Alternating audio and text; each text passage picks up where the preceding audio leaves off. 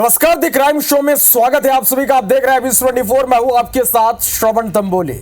छत्तीसगढ़ की राजधानी रायपुर में चाकूबाजी अब आम बात हो गई है, तो दूसरे शहर भी चाकूबाजी में पीछे नहीं है। और यह खबर है धमतरी से, जहां देश का भविष्य हाथ में चाकू लिए स्कूल पहुंचा। उसके बाद जो खूनी खेल खेला गया, उससे अब ये सवाल खड़े हो रहे हैं कि देश का भविष्य किस ओर जा रहा है। इस रिपोर्ट को आप देखिए।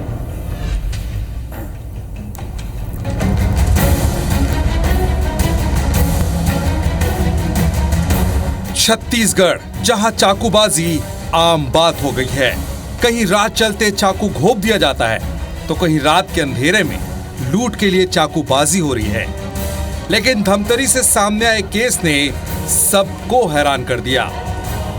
निजी स्कूल में 11वीं पढ़ने वाला एक छात्र ने कुछ ऐसा किया जिससे पूरा स्कूल खौफज़दा है। सभी टीचर्स स्कूल आने से घबरा रहे हैं।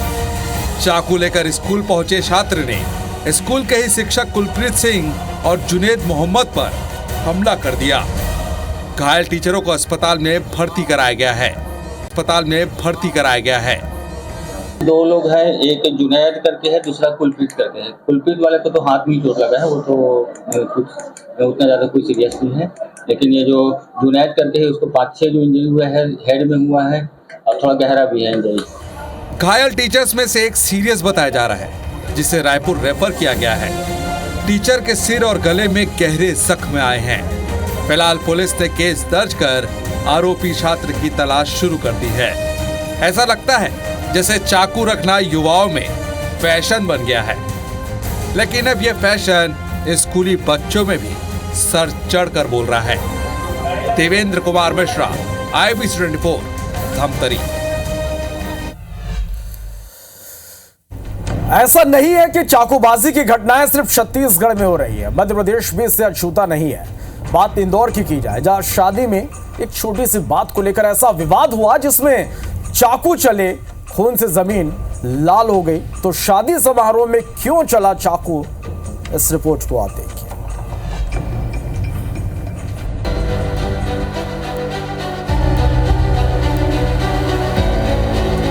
इंदौर में चाकूबाजी में हुई एक युवक की हत्या का पुलिस ने खुलासा किया है। केस तेजाजी नगर का है, जहां ग्वाला कॉलोनी में शादी समारोह चल रहा था, जिसमें देव रावत और उसके दोस्त भी शामिल थे। इस दौरान डीजे में गाना बजाने को लेकर डीजे वालों से विवाद हुआ। विवाद इतना बढ़ा कि आरोपियों ने देव पर चाकू से वार किया, जिससे वह गंभीर रूप से घायल हुआ। अस्पताल ले जाने पर डॉक्टरों ने उसे मृत घोषित कर दिया। रात भर हमारे द्वारा हमने इसमें टीमों को लगाया और सुबह 4-5 बजे तक हमने इसमें सभी 3 मुख्य आरोपी जो थे, सभी आरोपियों को गिरफ्तार कर लिया गया है। साथ ही साथ जो डीजे था उसको भी पुलिस द्वारा जब्त कर लिया गया है और जो डीजे का मालिक था उसके खिलाफ भी हमारे द्वारा कार्रवाई पूरी प्रकरण में की गई है। वहीं पुलिस ने मामले में नाबालिग समेत 3 आरोपियों को गिरफ्तार किया है। हत्या में प्रयुक्त चाकू भी जब्त किया है।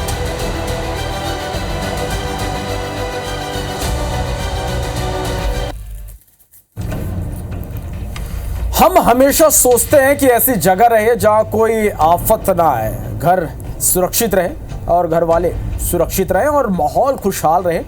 लेकिन मध्य प्रदेश में कोई भी शहर अब सुरक्षित नहीं है। और ऐसा हम इसलिए कह रहे हैं क्योंकि अपराध का ग्राफ प्रदेश में लगातार बढ़ रहा है। इंदौर हो, भोपाल हो या फिर रतलाम, अपराधी आपकी ताक में बैठे हैं। रिपोर्ट को आप देखिए।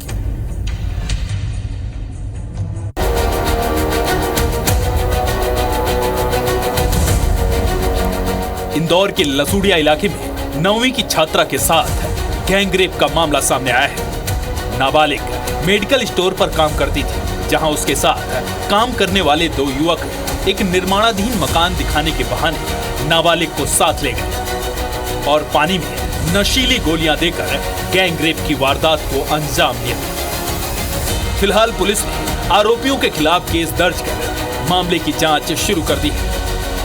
पीड़िता के द्वारा शिकायत करी गई है कि उसके कुछ साथी जो उसके साथ काम किया करते थे, उनके साथ में जाकर के गलत काम दुष्कर्म किया गया है 2 लोगों के द्वारा में, जिस पर सूचना मिलने पर रिपोर्ट पंजीबद्ध करी गई है।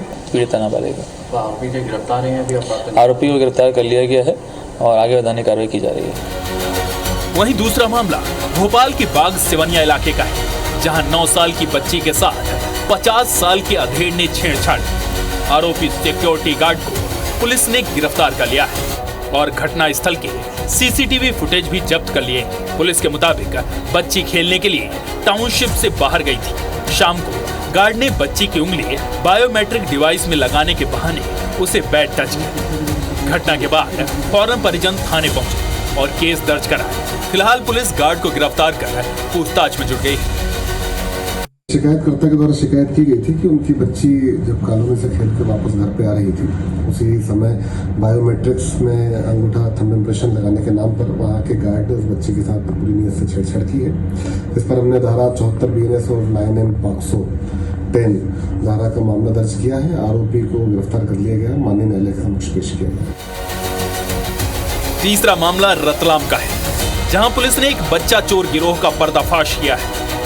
पुलिस ने गिरोह के 7 आरोपियों को गिरफ्तार किया है और उनसे 2 लापता बच्चे भी छुड़ाए। गिरफ्तार आरोपियों में 4 महिलाएं शामिल हैं। आरोपी बच्चे को बेचने के लिए चुराते थे। कुछ दिन पहले जावरा के औद्योगिक थाना क्षेत्र में 2 मासूम बच्चे लापता हुए थे, जिनकी तलाश में जुटी पुलिस ने सीसीटीवी कैमरे खंगाले, जिसमें कुछ संदिग्धों की तस्वीर सामने आई। जिसके बाद पुलिस ने संदिग्धों को हिरासत में लेकर सख्ती के साथ पूछताछ की तो पूरे गिरोह का खुलासा हुआ। गिरोह के सभी सदस्य राजस्थान और गुजरात के रहने वाले हैं। आरोपी गुजरात की एक महिला को बच्चे बेचने की फिराक में थे। पहले से ही इनको एक ऑर्डर था कि 80,000 रुपये जो है ले करके जो है कुछ बच्चे को जो डिलीवर करना है कहीं पे। तो इन्होंने जो है 8 साल का एक लड़का और 1 साल की बच्ची जो है उसको जो है अपहरण किया। अपहरण करने के बाद राशिद जो कि मेन मुख्य सरगना है इस पूरे के पूरे गिरोह का, उसको जो है उसने मेजबीन करके है जो कि गुजरात अहमदाबाद की रहने वाली है, उसको जो है डिलीवर करने का प्लान था। तो इस तरीके से 7 व्यक्तियों को गिरफ्तार किया गया। मध्य प्रदेश में अपराध के मामले लगातार चिंता बढ़ा रहे हैं। आखिर मध्य प्रदेश को हुआ क्या है और पुलिस कर क्या रही है? Bureau report IBC 24। अगर आप भी पैसे निकालने घर से बाहर निकलते हैं तो थोड़ा सतर्क रहिएगा, क्योंकि अगली खबर जो आपको दिखाने जा रहे हैं उसे देखकर आप सोच पे पड़ जाएंगे। बात मध्य प्रदेश के सागर की है, जहां एक युवक पैसा निकालने के लिए घर से बाहर आता है और कुछ पल बाद वो खून से सना मिलता है। इस रिपोर्ट को देखिए।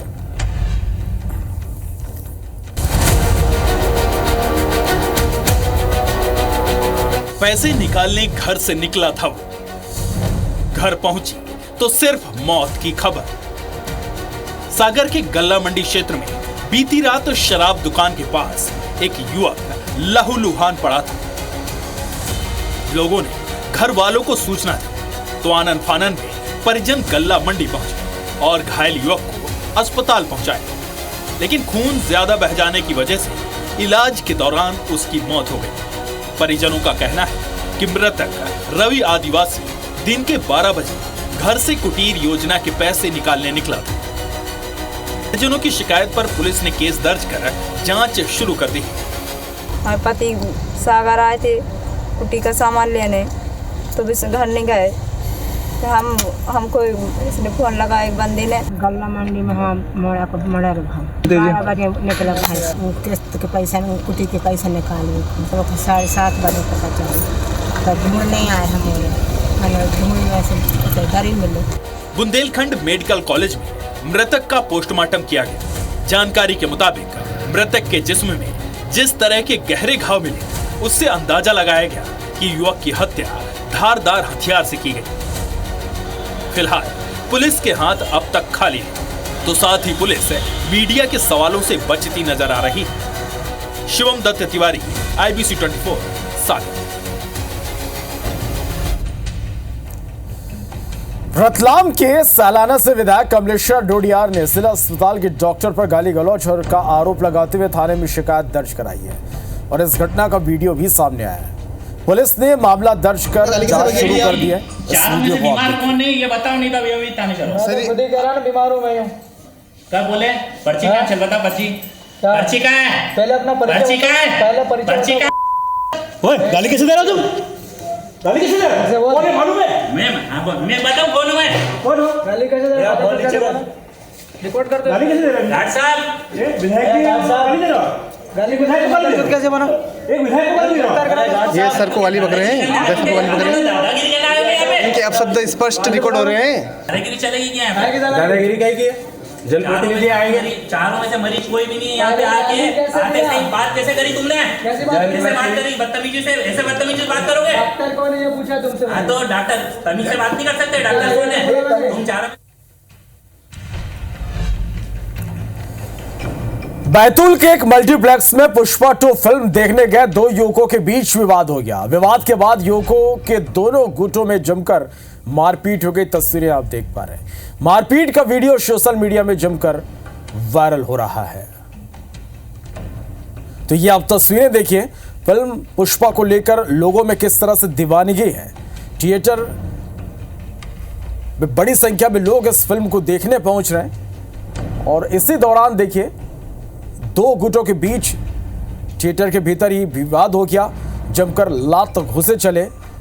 2 युवकों के गुटों के बीच जमकर मारपीट हुई है।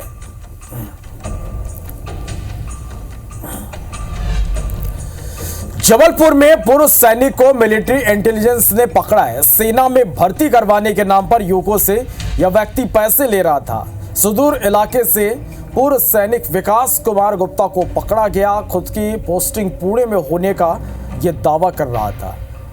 यह पूर्व सैनिक गोर बाजार पुलिस मामले की जांच में जुटी हुई है।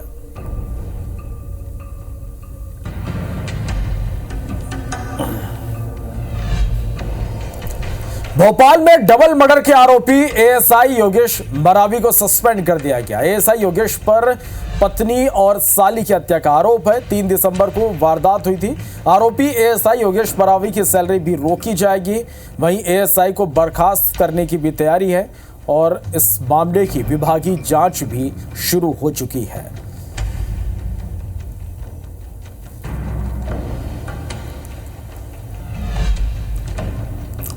ग्वालियर में जिला मलेरिया अधिकारी को डिजिटल अरेस्ट कर लिया गया। जिला मलेरिया अधिकारी विनोद दोनेरिया से ठगी का मामला सामने आया। एक कमरे में 3.5 घंटे तक इन्हें डिजिटल अरेस्ट कर रखा गया था।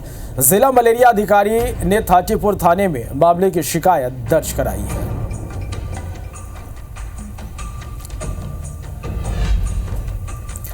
जांजगीर में फ्लोरा मैक्स कंपनी द्वारा ठगी का मामला सामने आया। कंपनी से जुड़ी महिला नीरा के पति की अस्पताल में मौत हो गई। बता दें कि नीरा साहू के पति संतोष साहू ने कल जहर खाया था।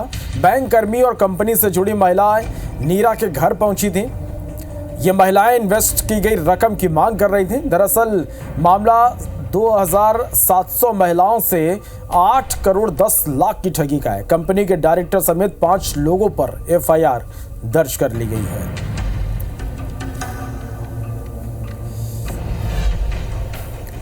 वाड्राबनगर में ठगी के आरोपी को गिरफ्तार कर लिया गया। चिटफंड कंपनी में निवेश के नाम पर ठगी करता था आरोपी। रुपए डबल करने का लोगों को झांसा देता था और कई ठगी की वारदातों को इसने अंजाम दिया था। आरोपी 2 साल से फरार चल रहा था। बसंतपुर पुलिस ने शापा से इस आरोपी को गिरफ्तार किया है।